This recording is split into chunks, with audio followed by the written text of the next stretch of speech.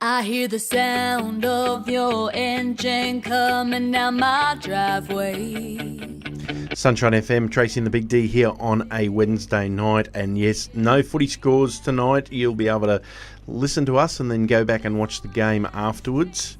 But we got to get it in nice and early. Queenslander, because we're about to talk to a bit of a footy fan from New South Wales who's coming up. And that's probably one of her bad habits, is being a New South Wales supporter. But that's okay. She looks where she is.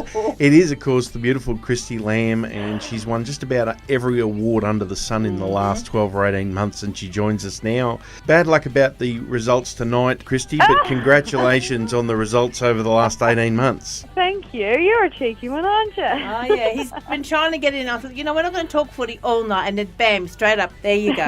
Well, it's that kind of night. We can't avoid it tonight. It's all good. It's been a massive 18 months, 2 years for you, hasn't it? It's been great. It's constantly been busy, which is what I like. I don't know what I'd do with myself if I had some spare time, so I like to keep busy, and been out on the road with Lee Kernigan the last few years, plus doing my own festivals and recording the album and releasing the album this year and up to the second single, so it's going smoothly. Remember going back a couple of years ago and we were talking about the album and you were so excited. What was different about putting this album out? What did you reckon you learned after the first one?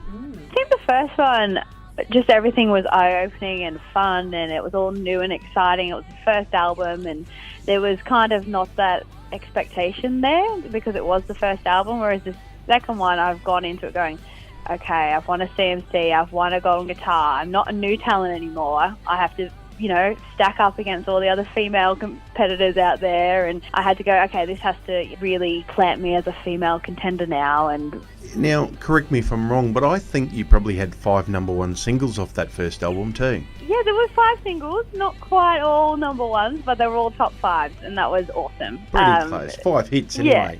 We were talking a little bit earlier to a young lady called Emily Joy, and she's got her first EP out there, and it is such a diverse EP because she goes from such a quiet little ballad to this country pop song, and we're finding with your latest album a lot more of the up-tempo poppy ones, and then all of a sudden you're throwing in that ballady style. Is it more the pop country that you were going for? I guess I kind of went, okay, All She Wrote's really kind of established that kind of country rock pop sound for me. I'm going to continue with that, and then there's going to be a few tracks that push the boundaries just a little bit more on that kind of sound. And there was a ballad or two on the first one, but I always love the big emotional ballad things. I mean, you look at country music throughout the past, and things like in the 90s and stuff, there was all those big singers, the Martina McBrides, the Faith Hills. Of course, Carrie Underwood's carried that on with her big ballads, and I don't think you can beat those storytelling ballads. So I've always loved those, and put a few more of those in there. And then I kind of, singing-wise, I wanted to push myself as a songwriter. There's a few songs on there that are biographical to me, and also a little bit of a ghost story on there too. I wanted to try something a little bit different, a bit of a folky, rootsy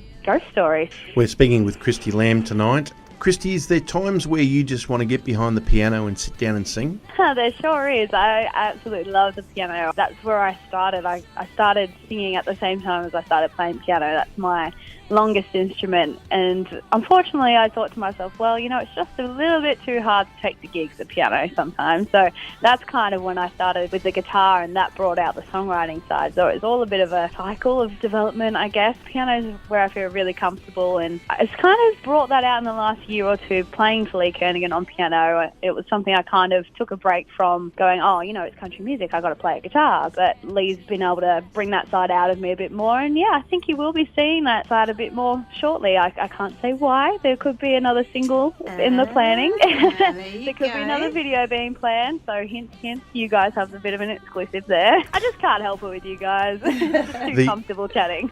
The album is called Flamethrower, and it's fantastic. If you haven't got a copy yet, you need to. The single we're going to be featuring tonight is Bad Habit. And before we let you go, Christie Lamb, we need to know your bad habit. Oh, that's a good question. I don't know if you really call it a bad habit, apart from being a chocoholic. Apparently, I live by the open door policy. Everyone thinks I can't shut a door. You live like, in a Christie, tent. do you live in a tent? Yes, exactly. That's what I hear all the time. I was like, what do you mean? I turn around, the door's always open. That's a little bit of a bad habit of mine. Well, that's it. It's a fantastic album, folks. It's called Flamethrower. Support our great Aussie music. She is a superstar talent, and we look forward to seeing her up here again very, very shortly. Christie Lamb, thanks for joining us tonight, and here is the latest single, Bad Habit.